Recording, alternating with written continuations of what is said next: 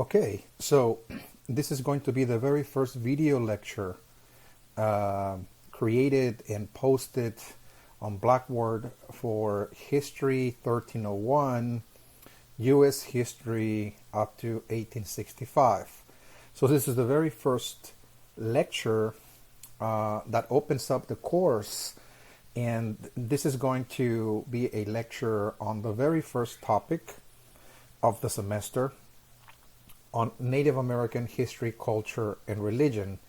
So if you listen to the first video on class or introduction and the syllabus that I posted on Monday, just to remind you, in that video, what I stated is that I will be posting 2 videos per week on Blackboard for you to view. Now, the class introduction that I posted on Monday counts as one, so that was like a day of class, so to speak. And this one is going to be the second video, the second class. Okay, so this is the very first class in which I'm going to start now delivering instruction on the material on U.S. history, and we're going to open up the semester with this video presentation, and this is going to be available Wednesday again of the week. So this is the second video of the week, and then of course next week there will be 2 more videos following up on the lectures on the topics that we're discussing. So this is a very important announcement before we begin, and also in order to pretty much establish the formal introduction to the semester in this course, I will also like to, in this case,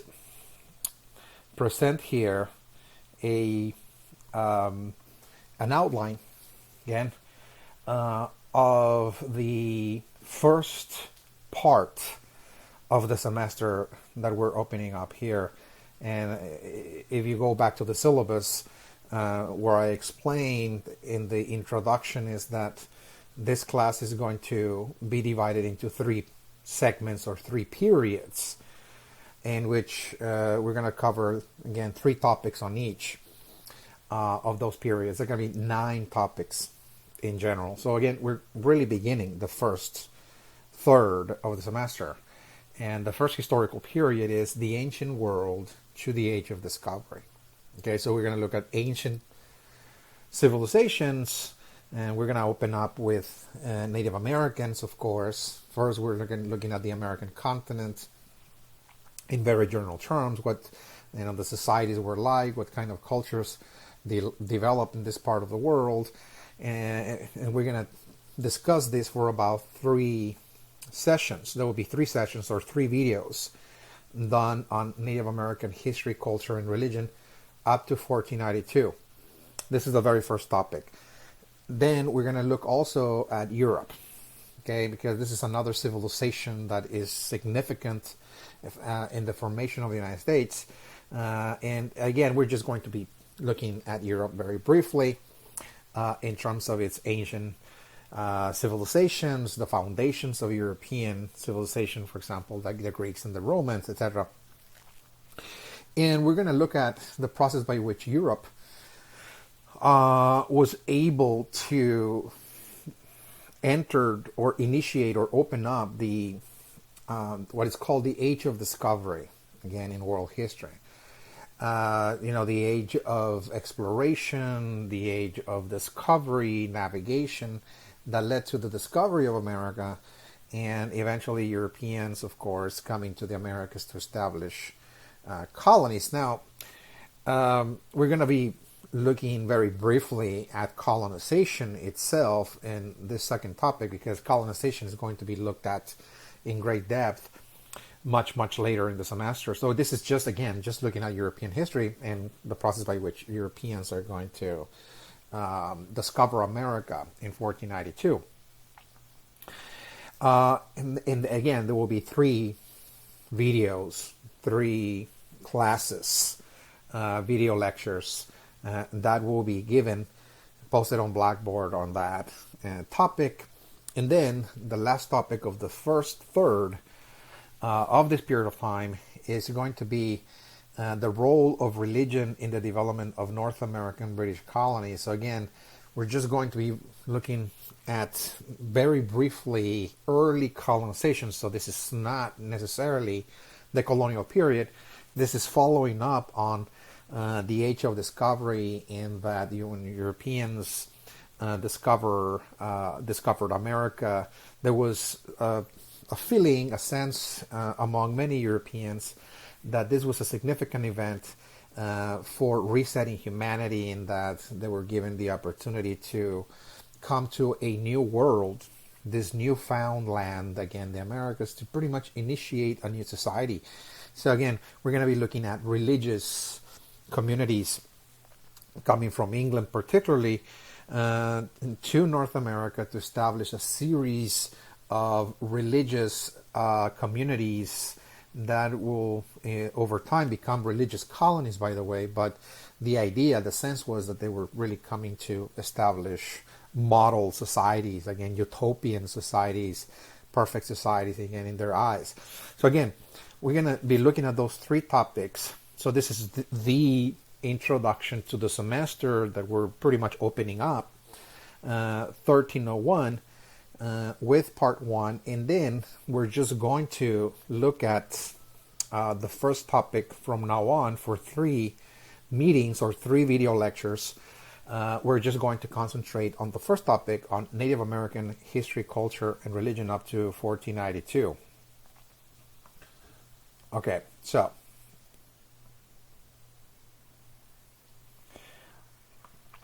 all right, so shifting our now attention to the lecture outlines, you can see that on the very top there is the title, Native American History, Culture, and Religion.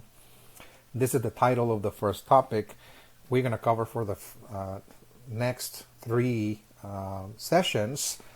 And from now on, we're just going to concentrate on this topic. By the way, we have to start with Native Americans, civilizations, Native American groups before Columbus, due to the fact that Native Americans, of course, are going to play a key role, of course, in the development, in the formation of the United States. Even, since the very first settlers, the explorers that are arriving, of course, there's going to be interaction between the native groups and the newcomers, and the natives, of course, proved to be very helpful in many cases to the newcomers in terms of guiding them and instructing them into how to survive in the environment, how to farm, and so on, how to hunt, fish, and so on. So there's going to be, of course, interaction between those, the natives and the Europeans.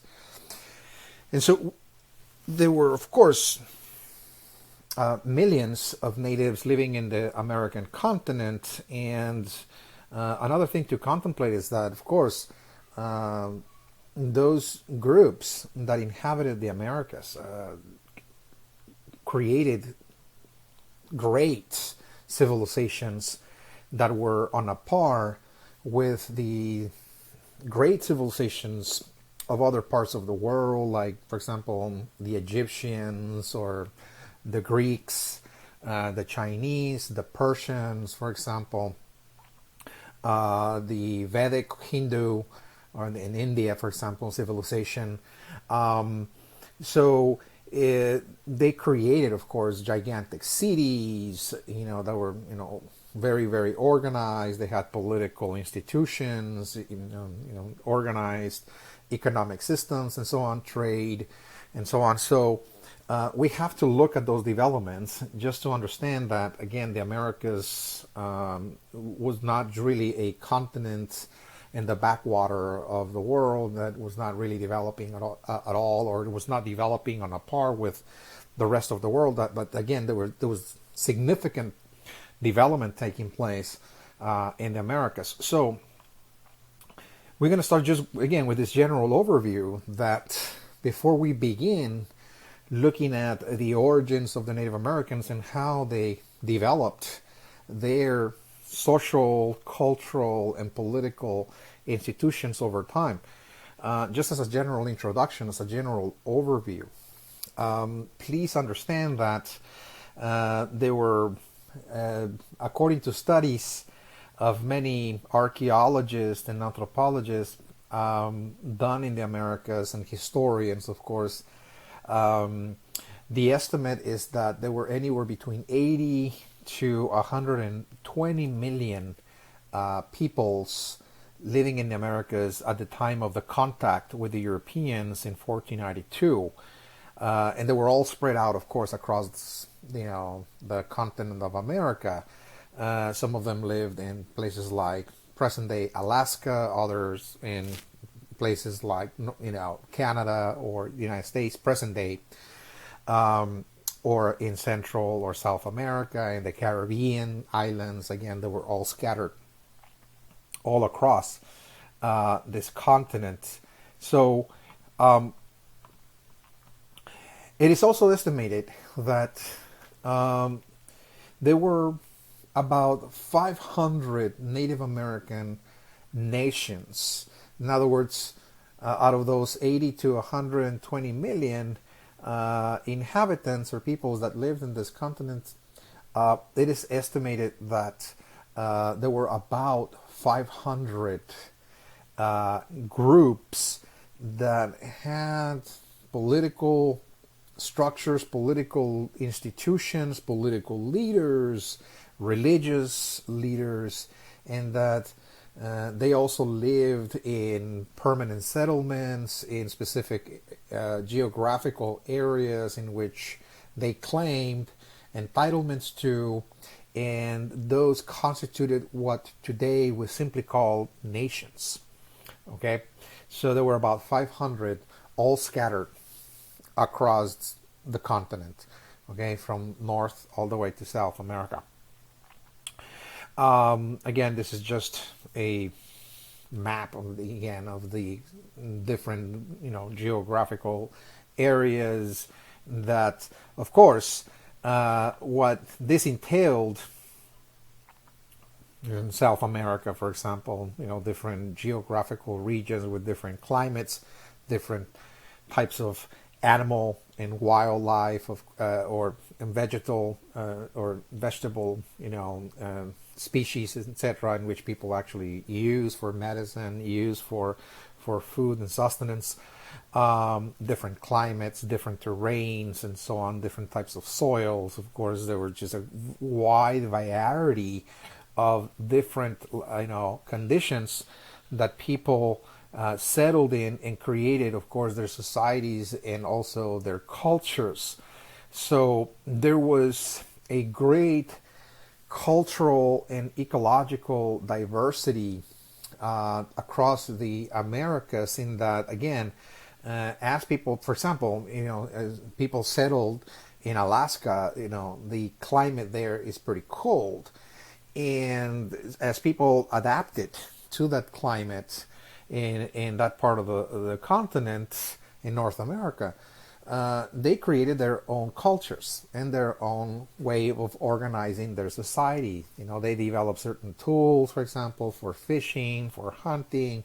They developed their own religious ideas and practices and ceremonies that were unique to that location. It was meaningful for them, that is to say, versus, let's say, people that moved near the tropics, let's say in Central Mexico or in Central America, in which, again, the ecology was different, the geography was different, and therefore, as they adapted to that different environment, they also created different cultures. So there was a wide array of different cultural manifestations across the Americas, in which we're not just seeing 500 nations scattered throughout the continent, but again, they were very unique. They were very different in many cases, in that they all developed in different locations that were very unique, very distinct, because of the type of animals and vegetation that they encountered and that they used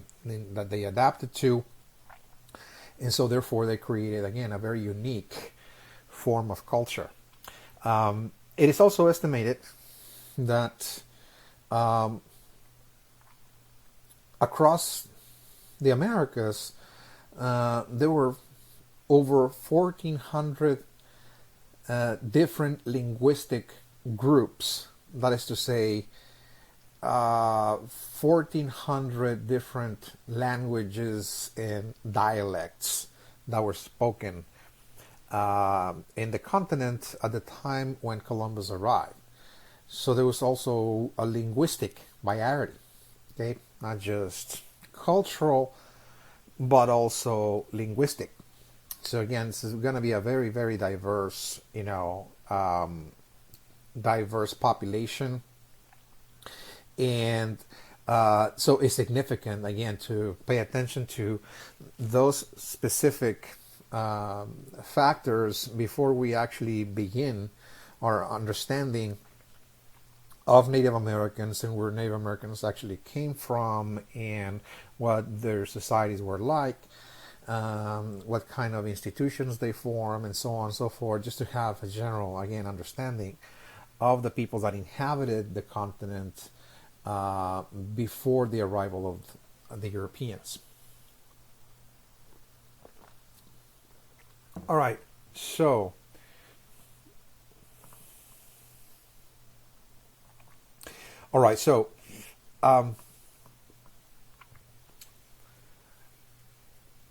we are going to begin with understanding first and foremost the origins of Native American peoples. This is something that has to be understood in almost every historical topic or theme that we study. And in fact, you'll see that across the semester, every time we begin a historical topic, the very first section of the topic when we begin, we're always going to look at the origins of that which we study. Okay? That can be, for example, the American Revolution, or when we study, for example, the U.S. Civil War, and so on. Any topic has to be understood by its origins and then, of course, its development. So let us first understand the origins of Native American peoples. And as you see in this slide, I have actually written here hypothetical origins of Native American peoples, because what a hypothesis is, when we talk about hypothetical or hypothesis, is that it's an assumption. In other words, scholars are not 100% certain, or that where Native Americans actually come from. We have assumptions. There are a series of factors, or perhaps some evidence to suggest that Native Americans came from other parts of the world to the Americas, but it's not certain. I mean, in other words, this is not 100% a scientific fact. We're still, again, in the process of discovering new data, but so far the data points to this direction. So it's, again, it's like a nice guess, so to speak.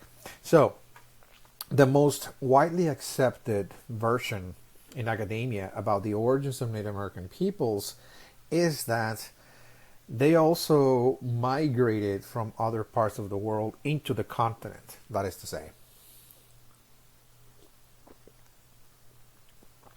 And this particular assumption is presented in academia as one of the theories, again, in that looks at human history since its very early origins. So we're talking about millions and millions and millions of years.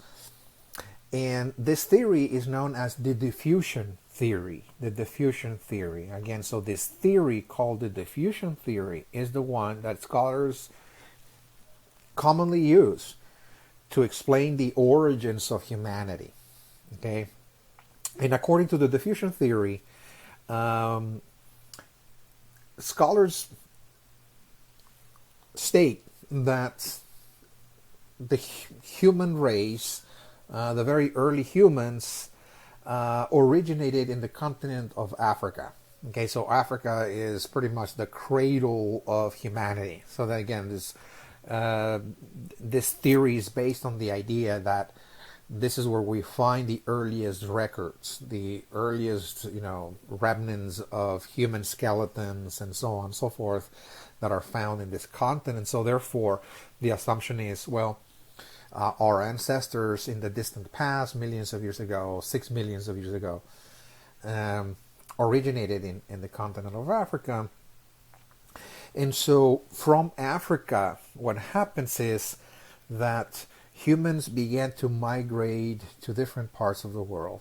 Humanity begins to diffuse. That's what the diffusion theory is.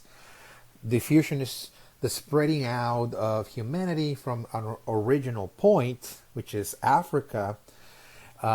Perhaps early humans were born there or developed there. Again, we just don't know exactly how.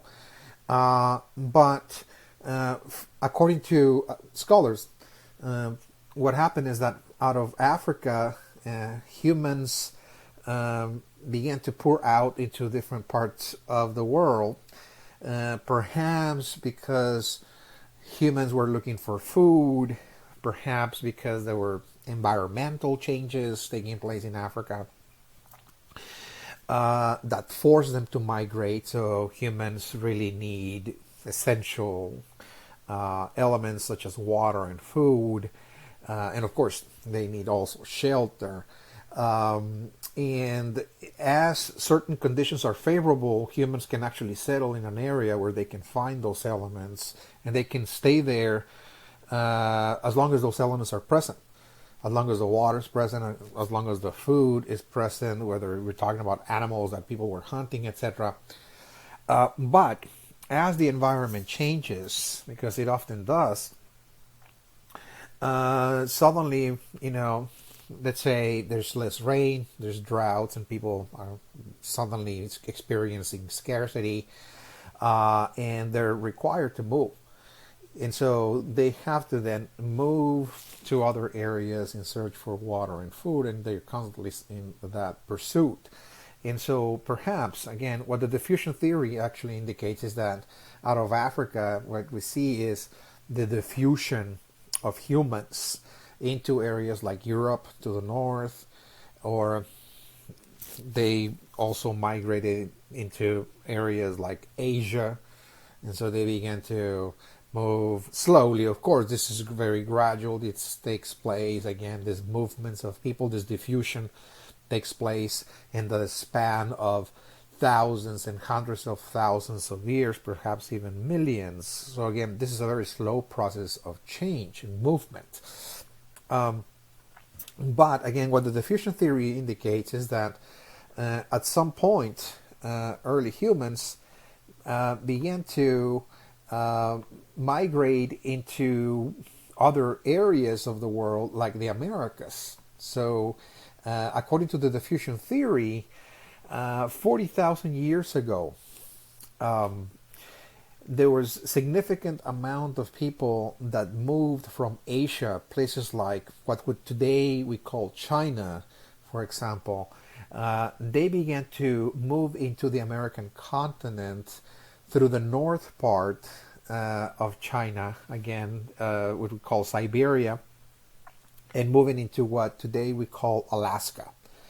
There was a land bridge that connected Siberia, again, in the Asian continent, with Alaska in the American continent, the northern part, and this land bridge was called the Bering Strait, and people began to pour or cross into the Americas by the thousands, about 40,000 years ago. What is the cause of that? Well, back in those times, there was severe disturbance in the earth, what today we call an ice age. There was, weather, disturbances, climatic conditions were changing very rapidly, very dramatically.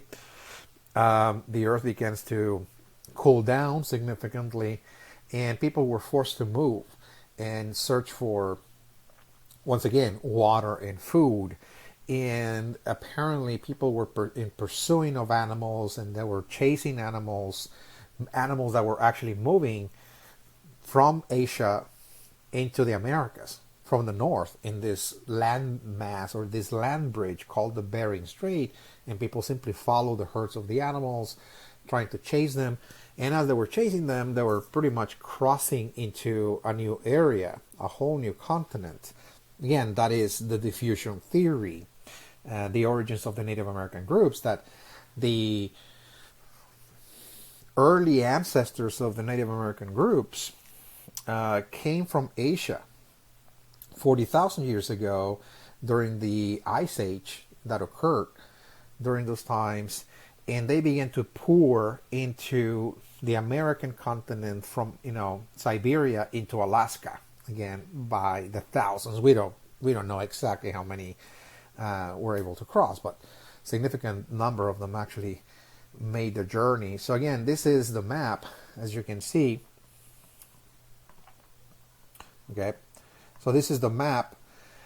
This is Africa. This is again, according to the diffusion theory, early humans began here, and they began to pour into places like Europe, very gradually, by the way. This is, millions of years ago. This is a process that occurred millions of years ago. And then they began to move into places like Asia, even places like Southeast Asia, and even Australia. And 40,000 years ago, again, this is the Bering Strait that I've been referring to. 40,000 years ago, because of the Ice Age that occurred, humans began to pour into the American continent. This is Siberia, present-day Siberia. This is present-day Alaska, and they were connected.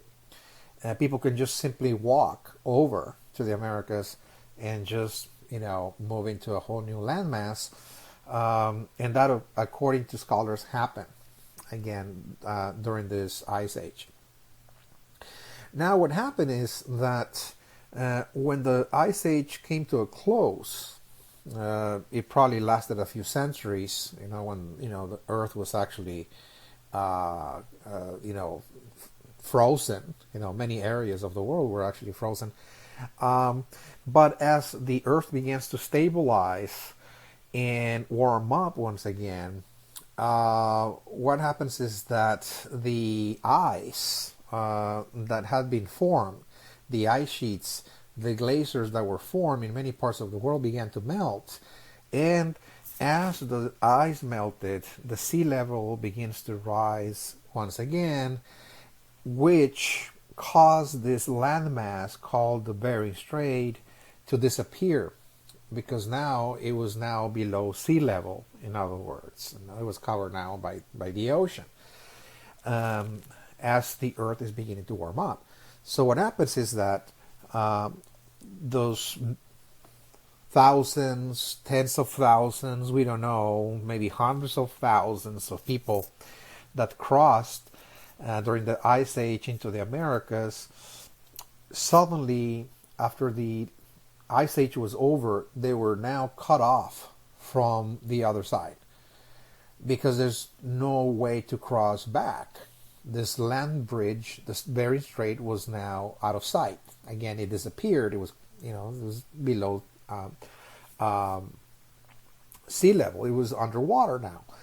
So all of the people that crossed over, according to this theory, this called diffusion theory, now find themselves again in the Americas, and now they have to adapt to this new continent and pretty much make it a home. Okay, so very gradually, the people that crossed over are beginning to now spread out, to diffuse across the Americas very gradually and very slowly. So from North America, some of them are beginning to move south. Some of them settled in North America.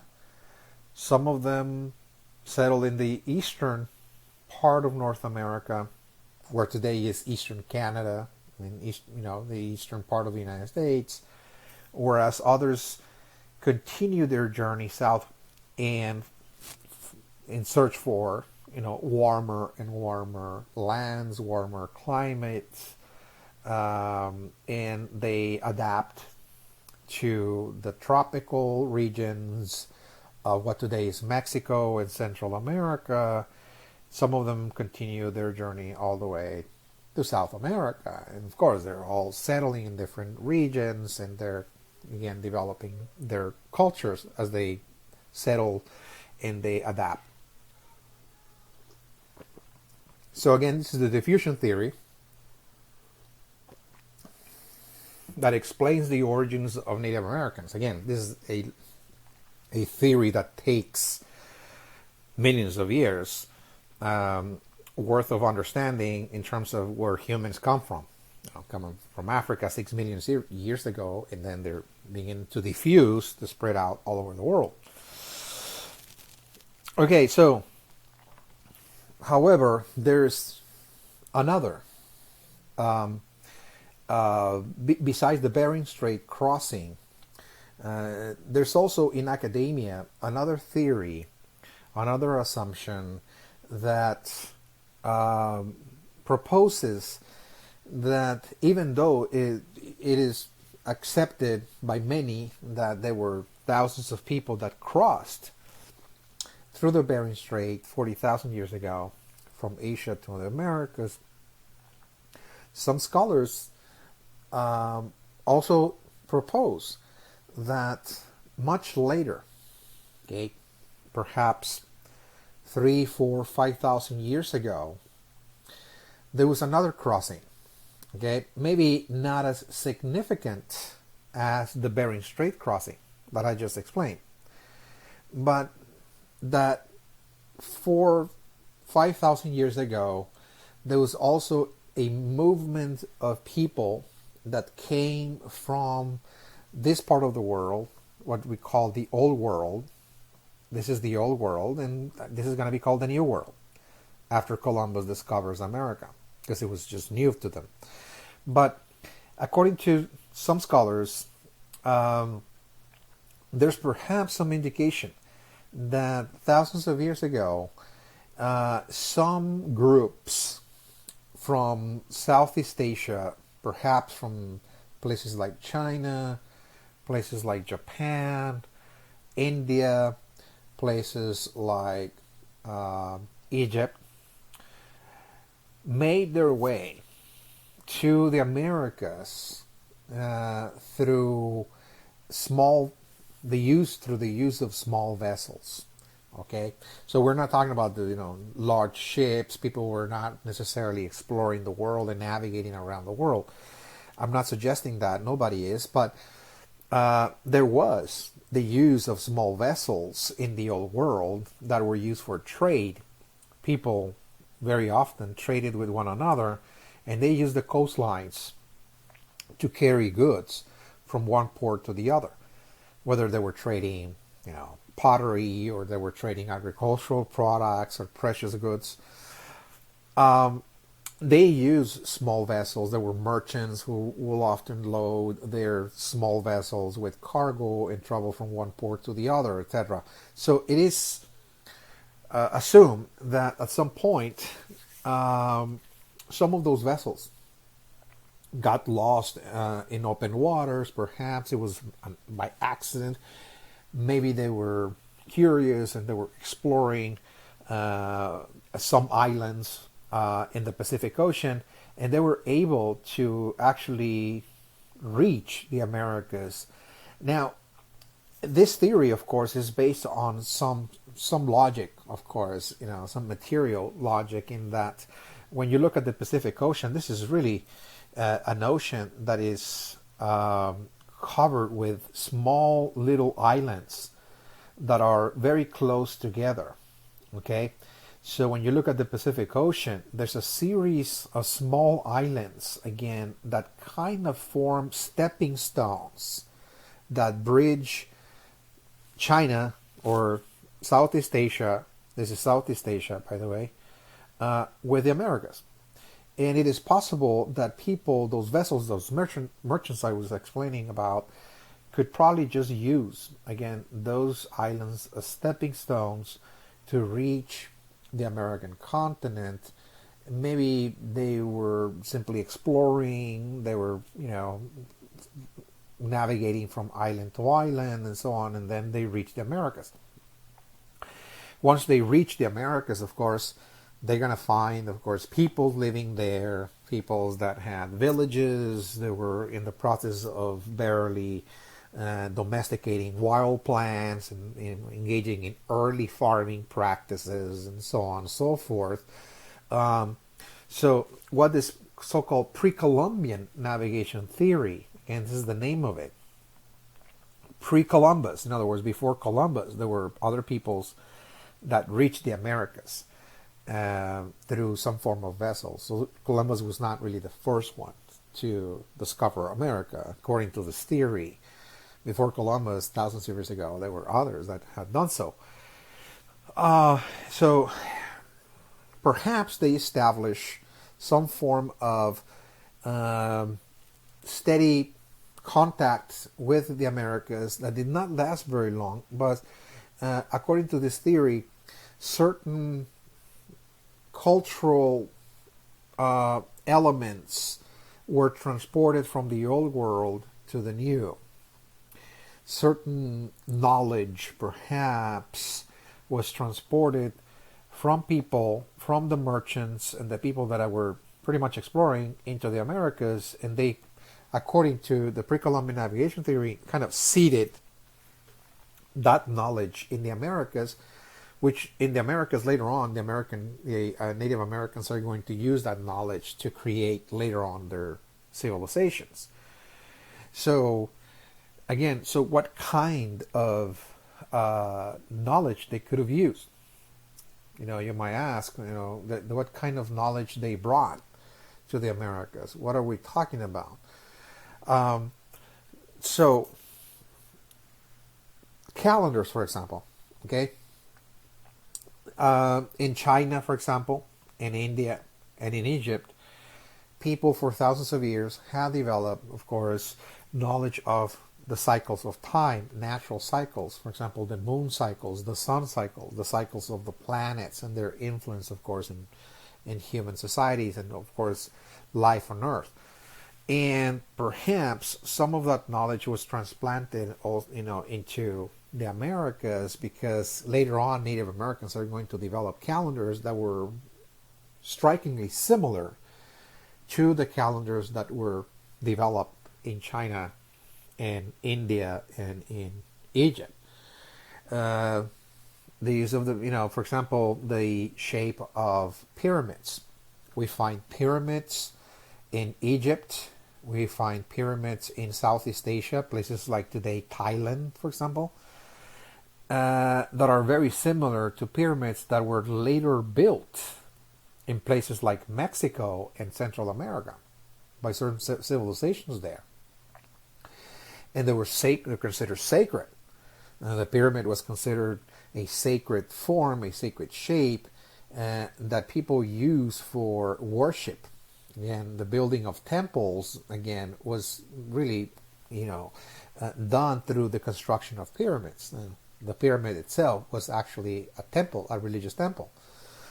So there is the assumption that some knowledge, whether it's calendar knowledge or architectural knowledge in terms of people building pyramids, also medicinal knowledge, the knowledge of medicine, how to actually go about building a medical model to study human beings.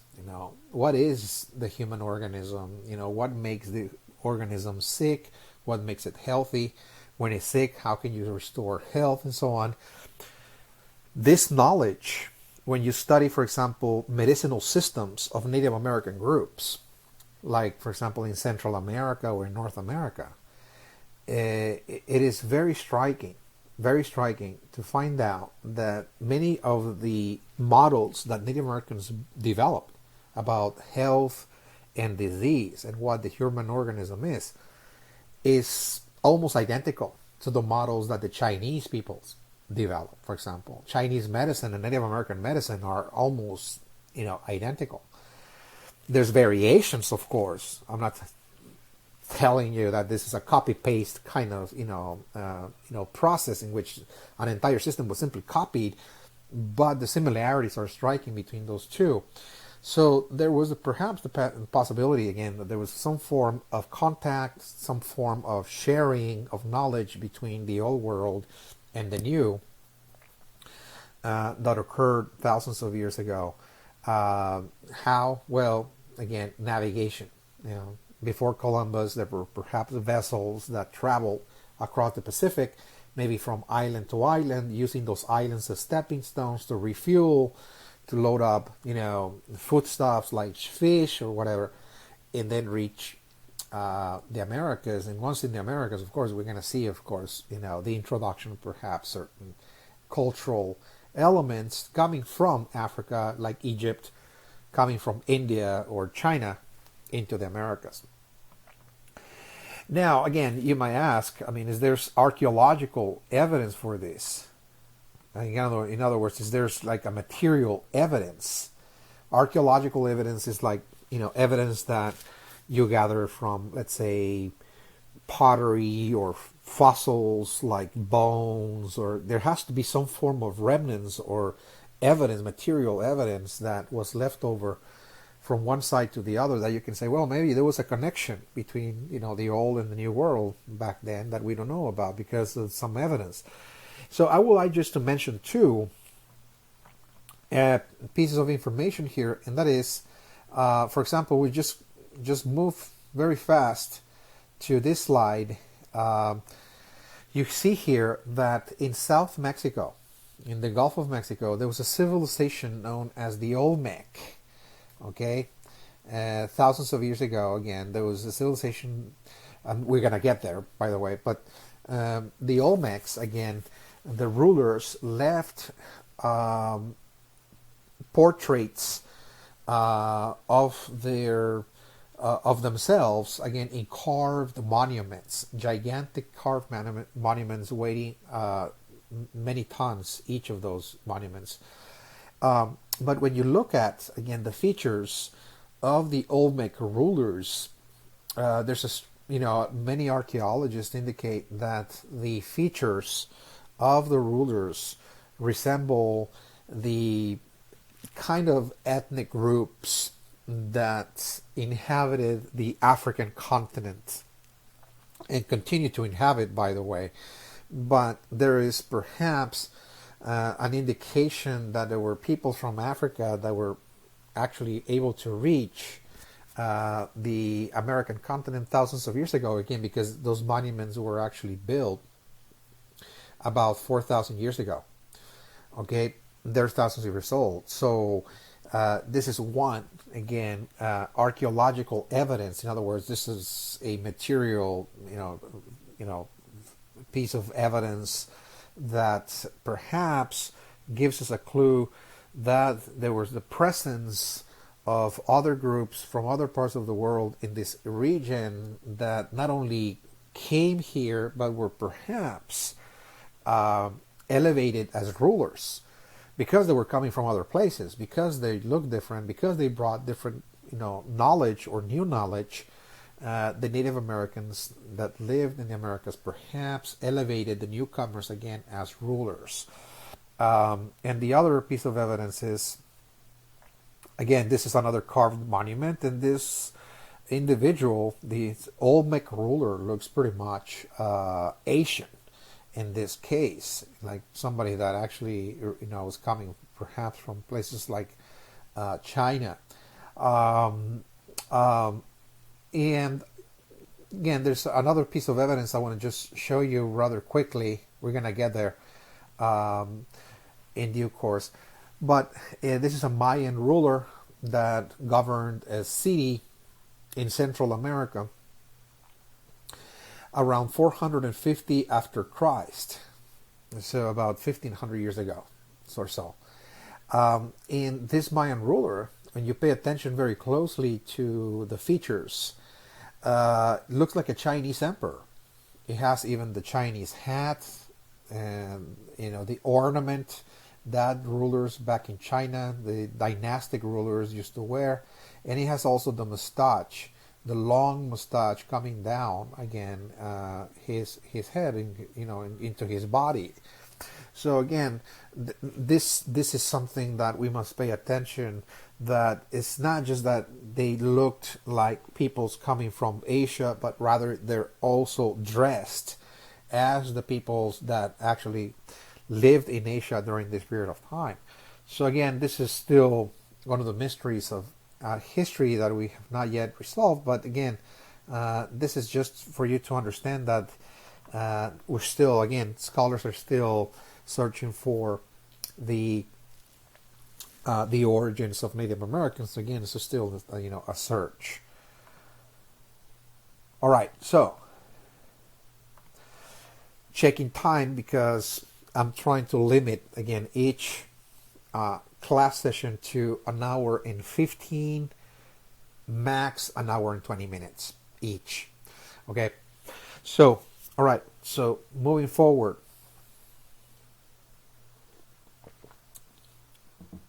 Now, after having covered the origins of Native Americans, the second part is going to look at the stages of development of Native American groups.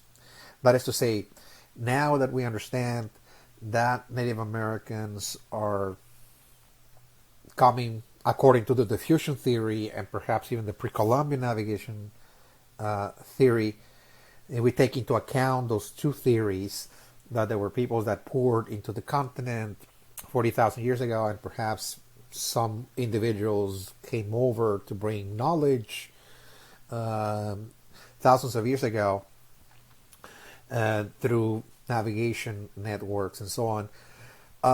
Now, let us now assess the stages of development of Native American groups.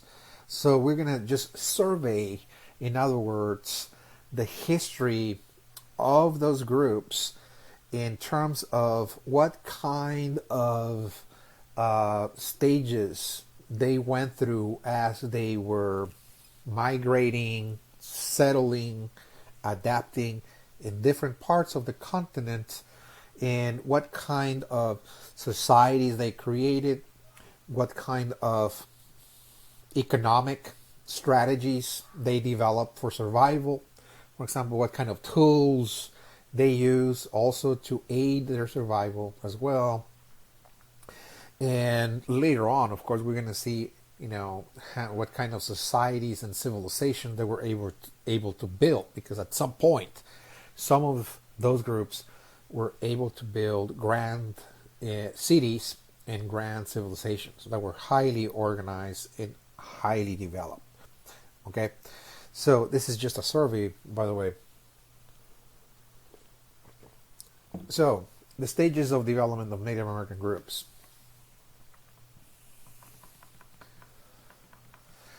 So we start then with the very early stages, when historians and archaeologists look at humanity.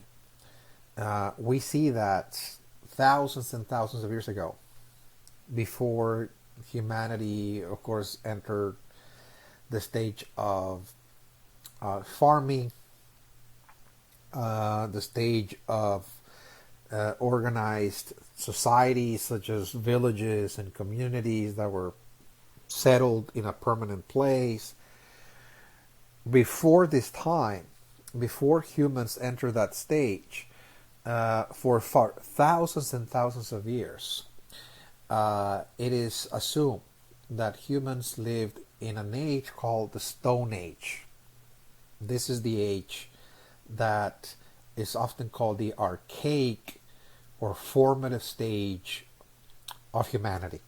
Archaic means that this is the most ancient of all, and this is where early humans were beginning to form their societies very early on. Okay, their early, accumulation of knowledge and skills was taking place during this time. So again, Stone Age, according to official history, occurred roughly between 40,000 years ago to 8,000 BC. Okay? So 40,000 is significant because this is the last ice age. So from the last ice age to the present, historians are able to, recover a lot of remnants, tools, for example, fossils, and so on that humans left and used in caves and so on that serve to actually reconstruct or rebuild the way people lived. Okay.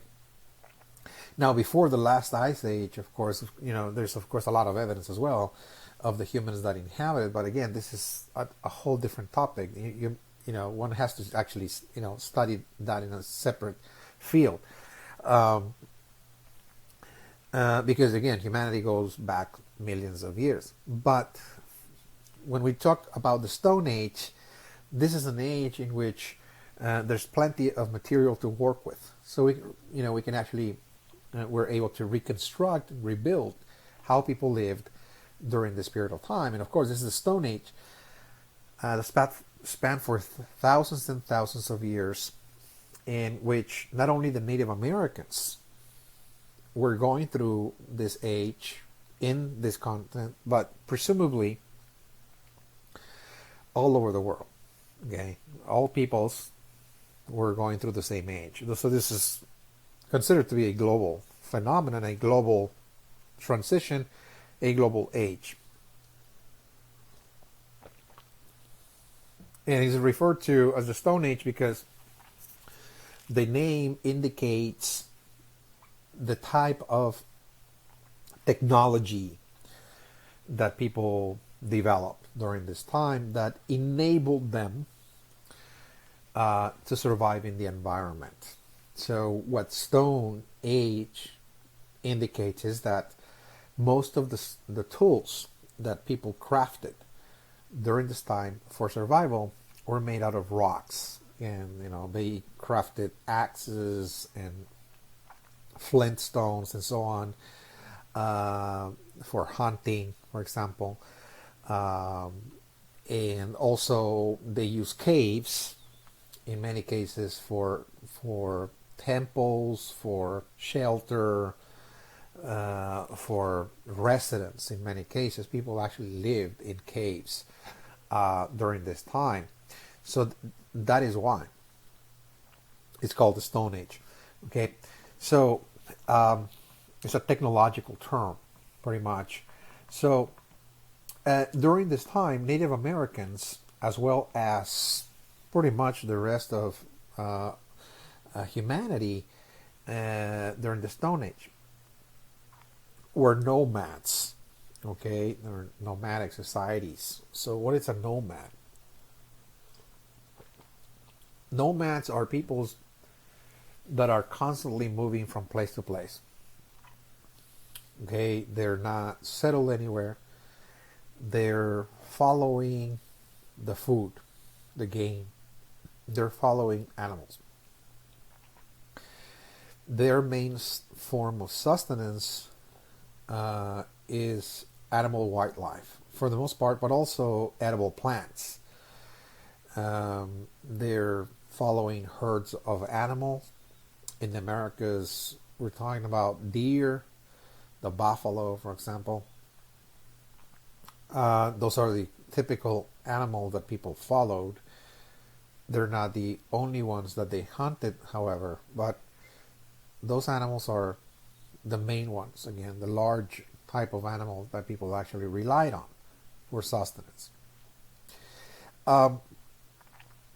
So again, nomads are people that are moving from place to place because animals constantly migrate. So they have to be always chasing the animals. And they're called hunters and gatherers because The main form of sustenance was either the animal itself that they hunted or edible plants that they gathered. Okay, edible plants, fruits, berries, and so on, leaves, barks of trees, and seeds that they ate, of course, that supplemented their animal protein diet. This is also, again, a form of sustenance. Those nomads or nomadic societies had a division of labor, however. Okay, it was a gender division of labor. Men, for the most part, engaged in the hunting of animals, whereas women were in charge of the gathering of the plants, of edible plants. And of course, there was this form of organization. They agreed to pursue that type of activity and share, of course, whatever one collected, again, each day. Okay? So, again, this, is a very, very early stage of development. You have to understand. At this point, it is believed that there was no formal language people used back then. Okay? So people used, of course, sounds, they mumble words, they use hand gestures, facial expressions to communicate. Of course, they had a means of communication, but they had not yet developed a structured language the way we use it today. Okay? So their thinking, their speech, even their manners were not yet developed. Their knowledge was also very limited, meaning that they really had not yet developed a scientific system or any system to really be able to understand in a systematic way, methodical way, the world around them. So because they were on survival mode, they were always trying to survive every and each day. So there was very little room for them for thinking, for thought, to really think about life, to think about existence itself, to develop a philosophical system, etc. That was complex and developed, etc. So again, this is not to minimize them. It's just that was the stage of development of early humans. And as I said, it's called the Stone Age because their tools were limited to only hunting tools for the most part. What humans were doing were just using elements from nature, like rocks, and pretty much sharpening the rocks and to be able to use them for hunting, for the animals, etc. The bows and arrows are going to come much, much later. Those were high-tech, tools, if you will, that were very, very advanced, that were actually developed in the Stone Age, but much, much, much later. Again, so you can see the evolution of intelligence, the evolution of thought and skill by just looking at the tools that hunters and gatherers were crafting over the centuries and thousands of years. And they were becoming better and more sophisticated over time because people were pretty much learning more and more about the environment and how to hunt and how what kind of tools to craft and how to make them better and so on. You can see. So, at any rate, okay, so we have still some time here. Okay, so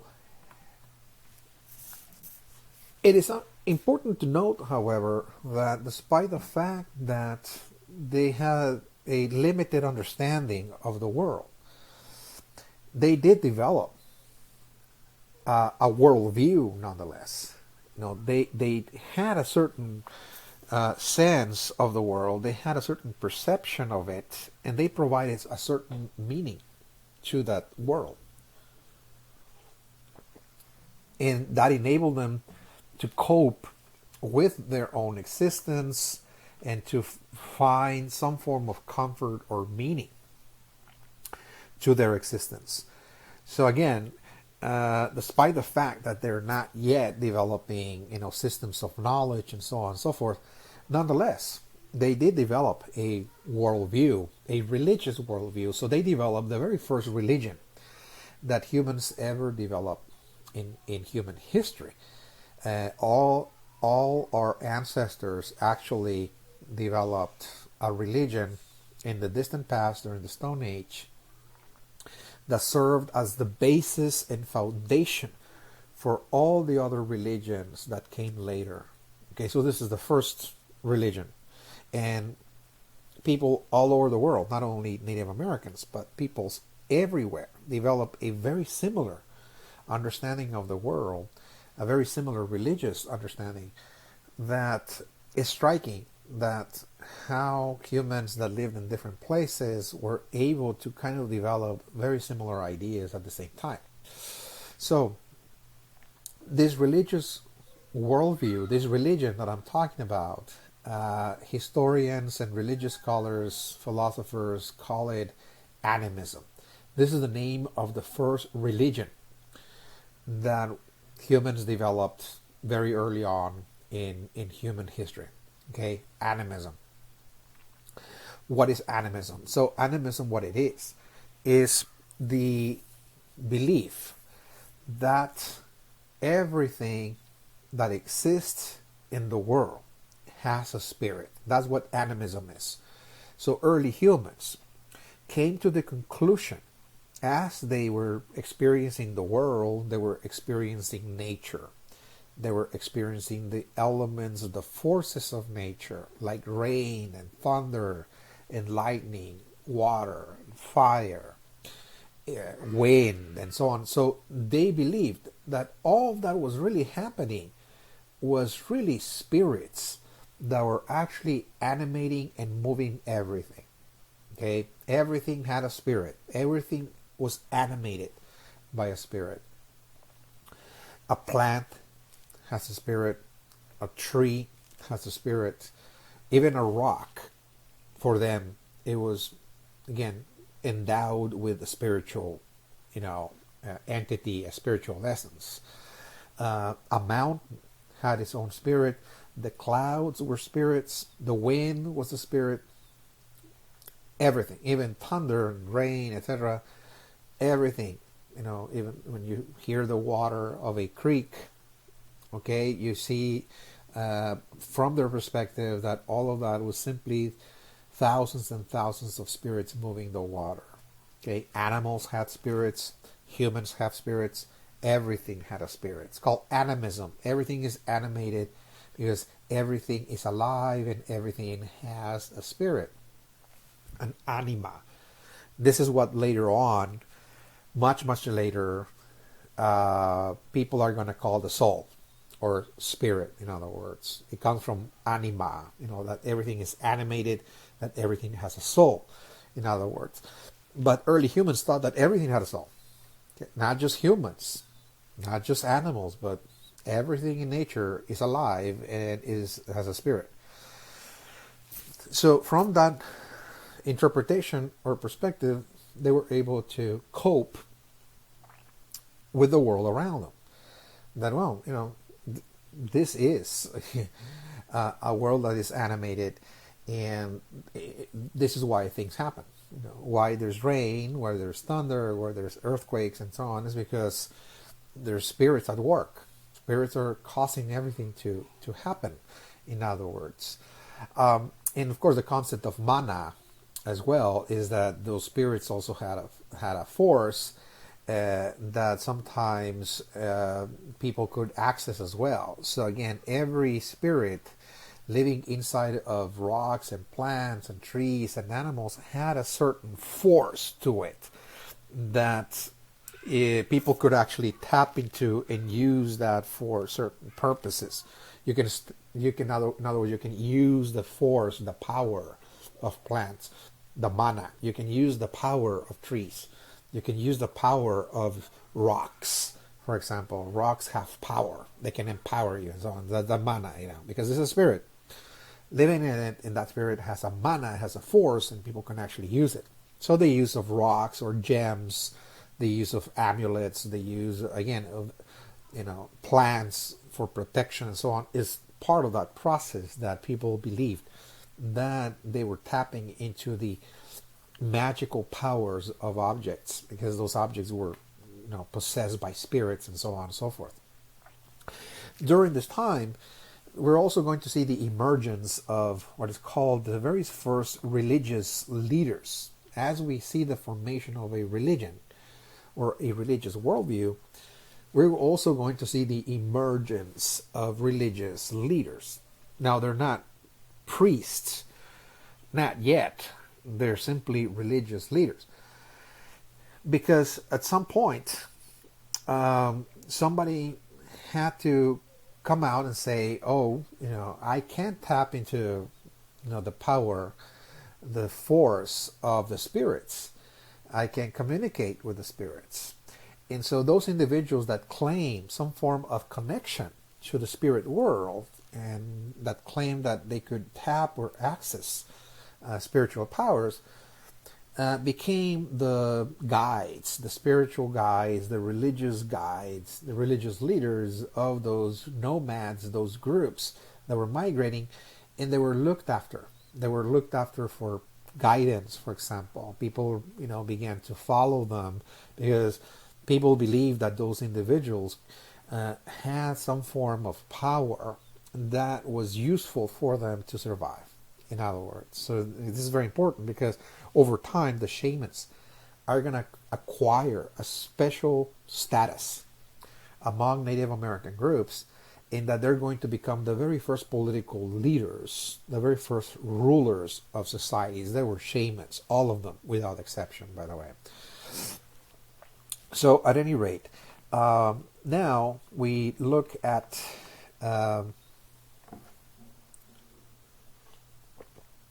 another aspect of the religion of the Native Americans back in the Stone Age. This animism that I'm talking about is that this religion really developed a series of beliefs and practices that over time are going to become fundamental to Native American life, to Native American philosophy, the way that they view the world, the way they provided meaning, the way that they even structured their societies and created their rituals. It was all centered on a series of ideas, again, that they believed were fundamental.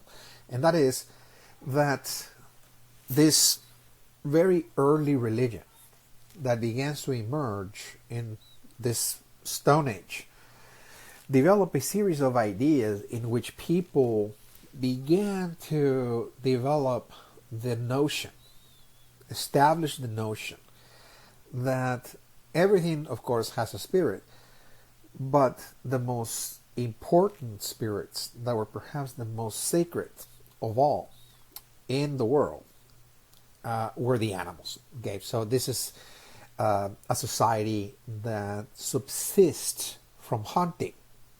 So in their mind, they developed the idea that since hunting, since animals were the source of life, because if you take the animal away, they will starve, they will die. So since human existence depend upon the animals are the food that keeps humans going. Therefore, they concluded that the animals themselves were sacred and were perhaps gods.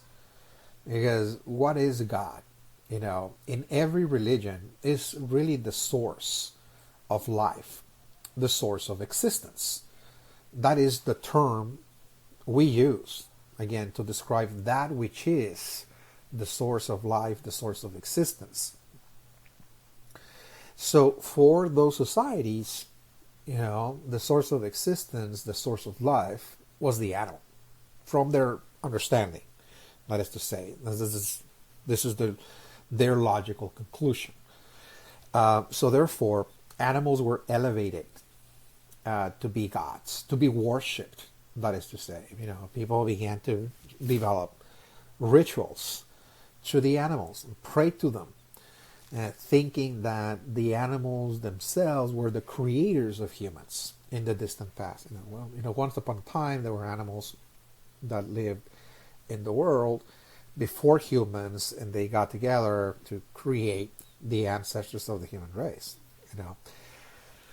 So they were considered to be, of course, creators as well, and they stayed on Earth in order to continue nourishing, again, humans by rendering their bodies in sacrifice.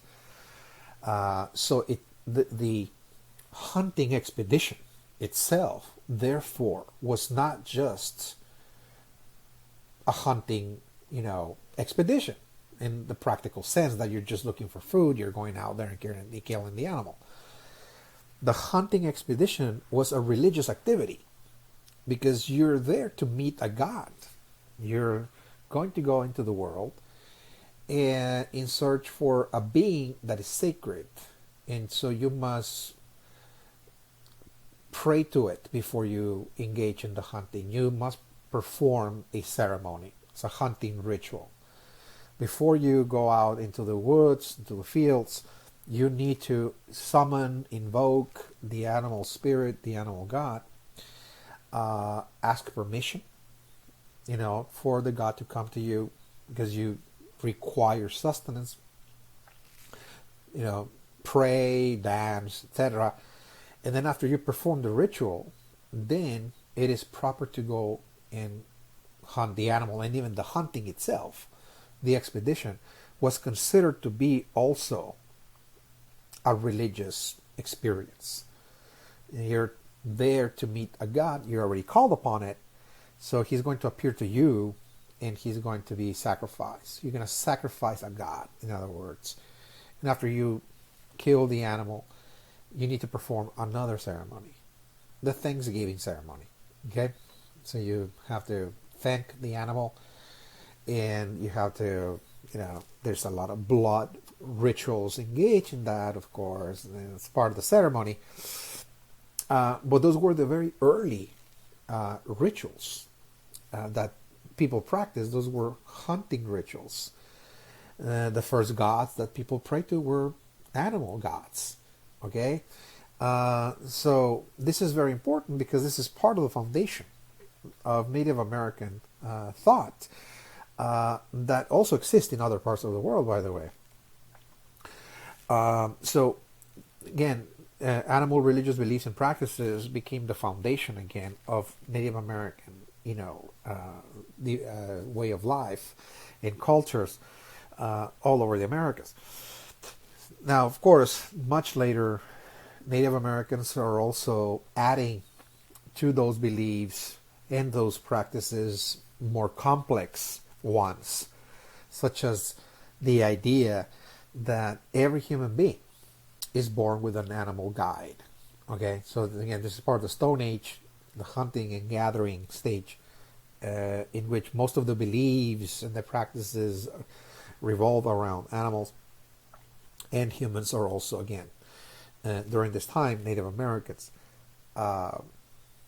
thinking that all humans are born with animal spirits.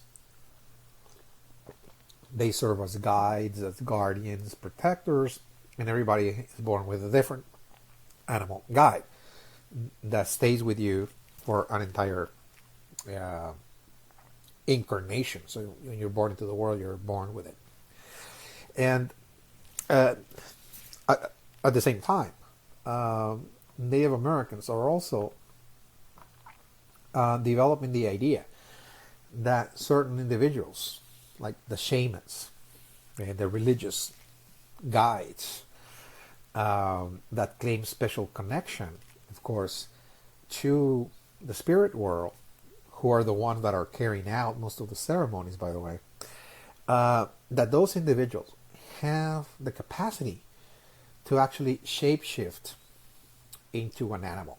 And again, this is a belief deeply rooted in Native American religious thought that persists even to this very day in many traditional societies, in which people believe, they're very convinced that certain individuals, not all, there's just a handful of individuals, have the skill, the knowledge, the power to actually shapeshift into their own animal spirit.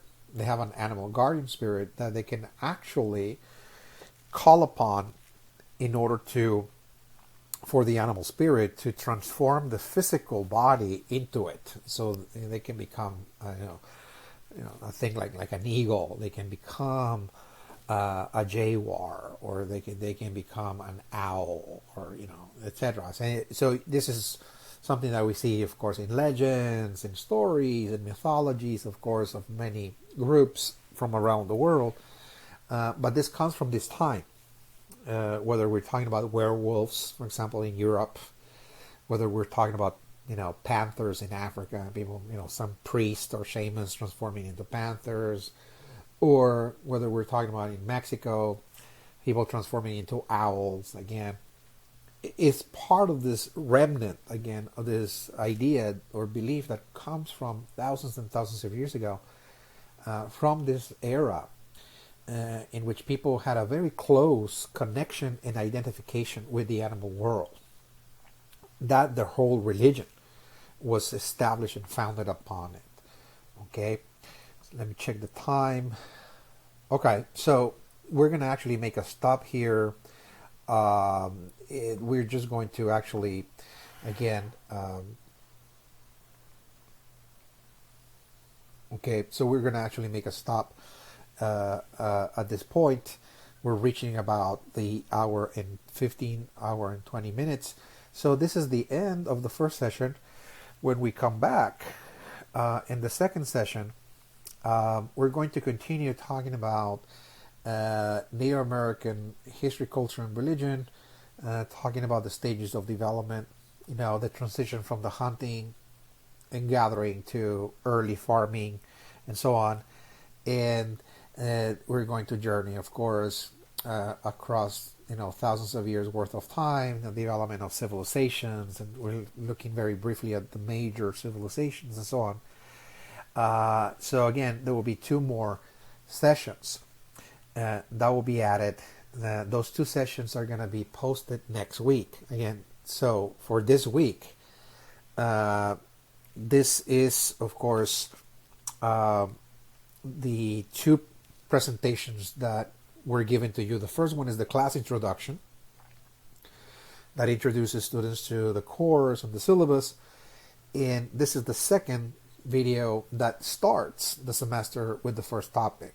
Okay, so you'll be expecting 2 more videos next week. One will be posted on Monday and the other one roughly Wednesday or Thursday. So again, there's no established times, but it can be Monday and Wednesday or Tuesday and Thursday, but there will be 2 more video lectures posted next week that are going to complete this topic on Native American history, culture, and religion.